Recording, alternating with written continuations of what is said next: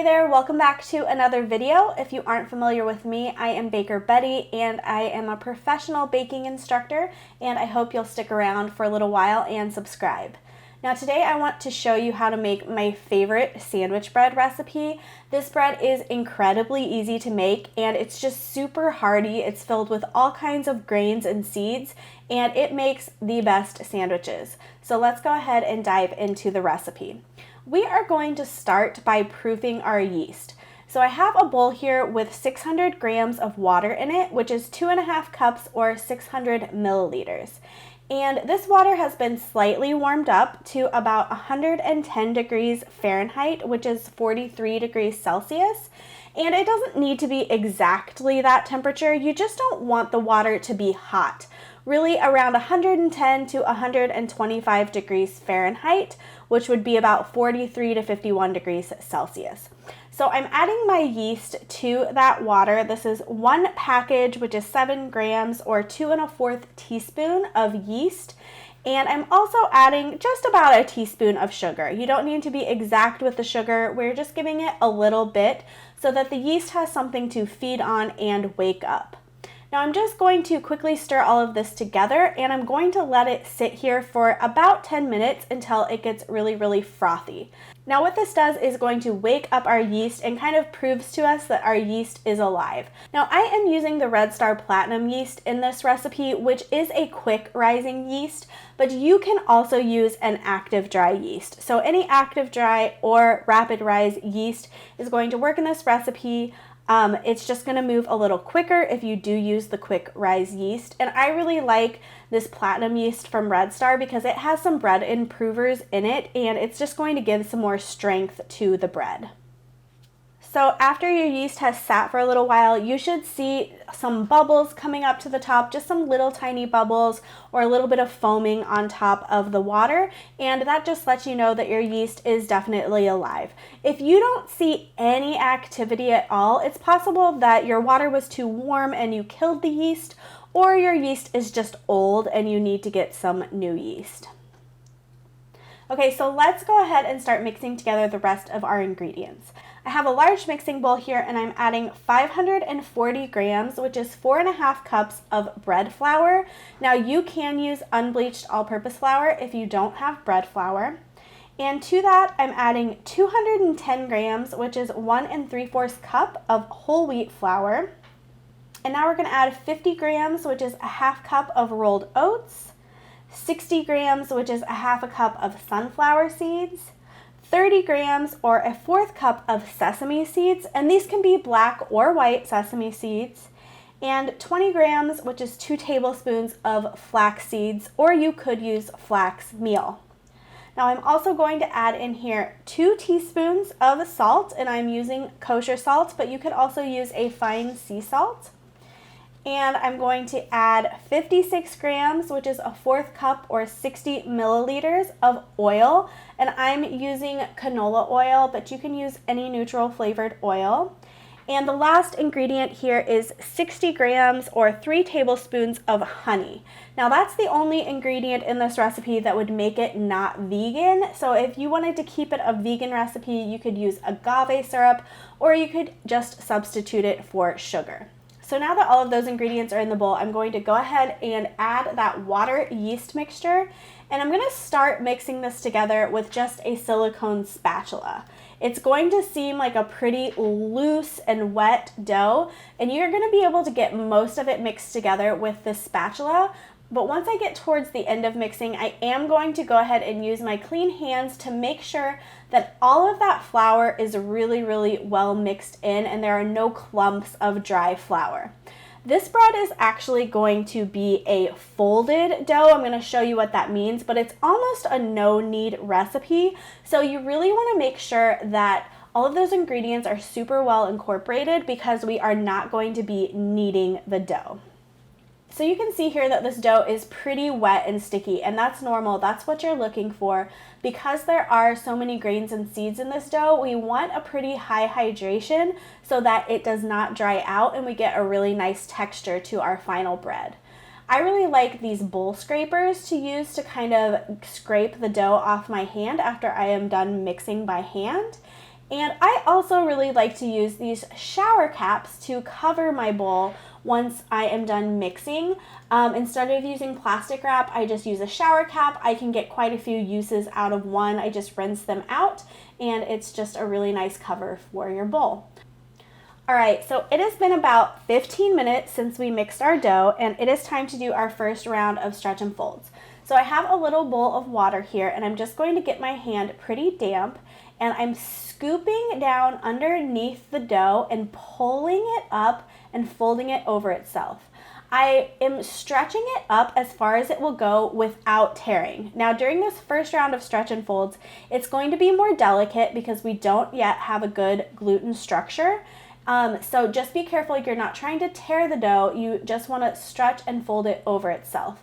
And just kind of continue going around the bowl, stretching and folding it over until it starts sort of tightening up into a ball. You'll see that it kind of starts gaining a little bit of structure, whereas before it was just this shaggy mass of dough, and now it sort of has a little bit of structure. It's starting to sort of hold together into a ball. Once you've gone around the bowl a couple of times, we're going to cover it again and we're going to let it sit for about 15 more minutes before we do our second round.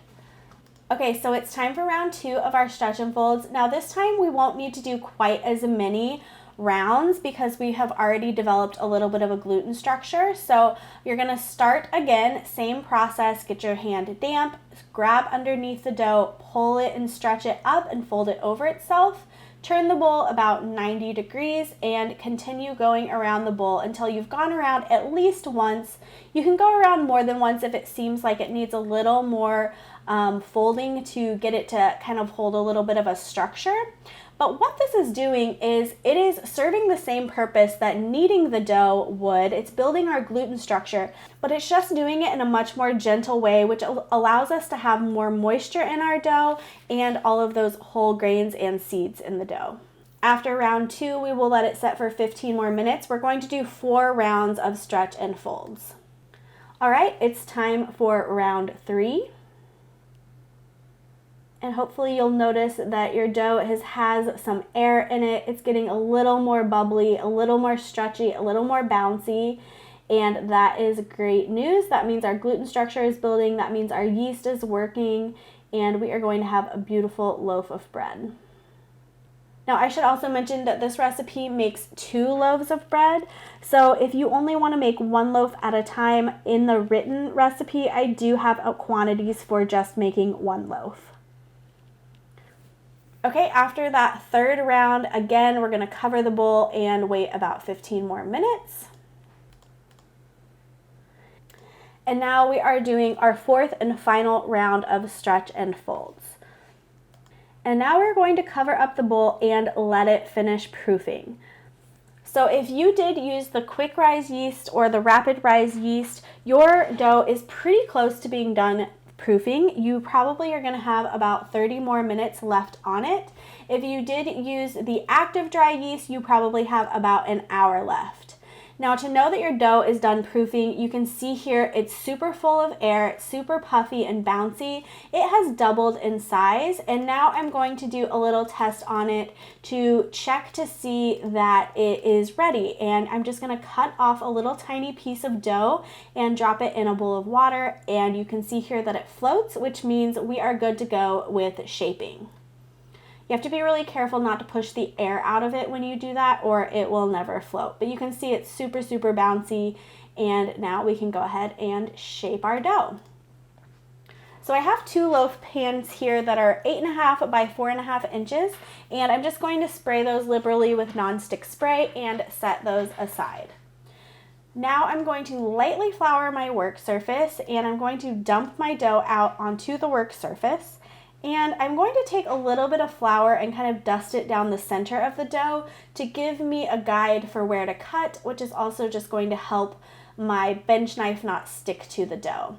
Now I'm using my bench knife to divide the dough about in half. If you really want to be super accurate with this, you could weigh the dough and make sure they are both completely equal, but I just eyeball it. And if you don't have a bench knife, you can just use a regular knife.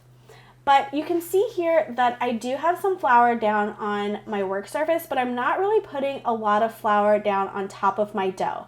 Now this dough, like I said, is a pretty high hydration dough. It's kind of sticky. It's a little bit tricky to work with.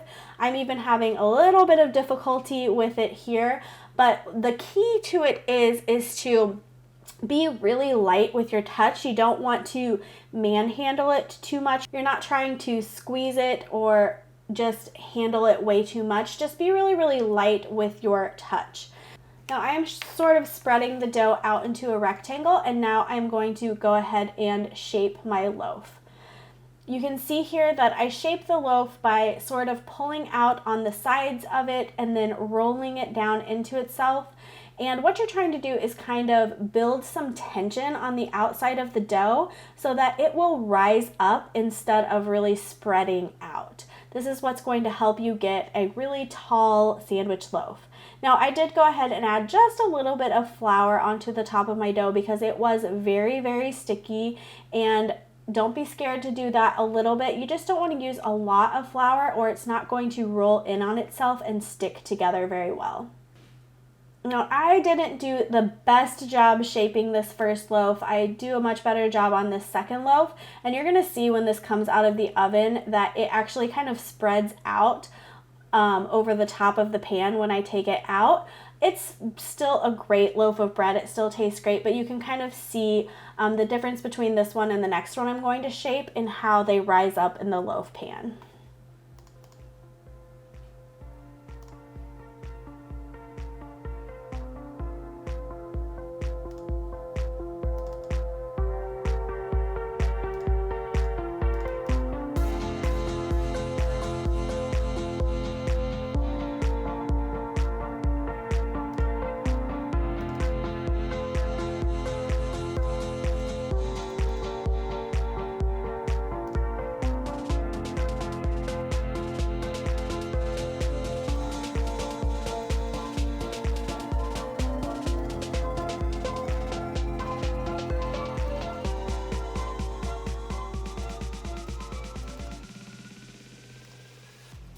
Now once these are shaped, I'm going to cover them again with a shower cap, and now we are going to let them proof until they are really nice and full of air and kind of coming up over the sides of the pan.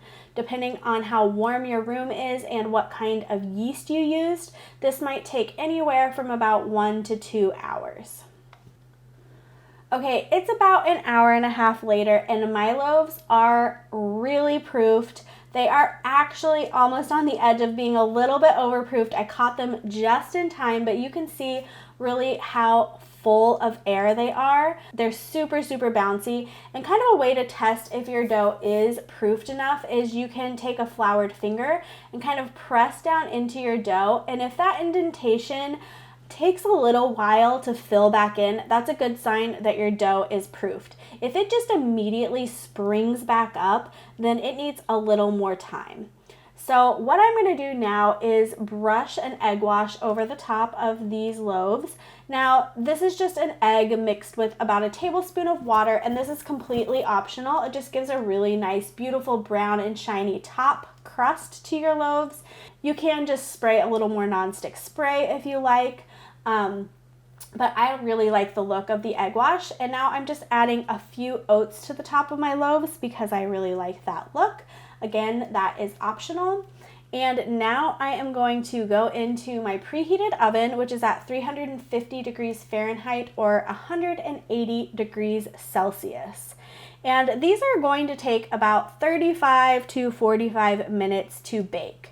Now, the way you know your loaves are finished baking is they should look really, really nice and golden brown. If you kind of knock on them, they should sound hollow. And if you do have a thermometer, you can stick it down into the center of your loaf, and it should read anywhere from 190 to 200 degrees Fahrenheit, which is 87 to 93 degrees Celsius. And that is a good sign that your loaf is fully baked through.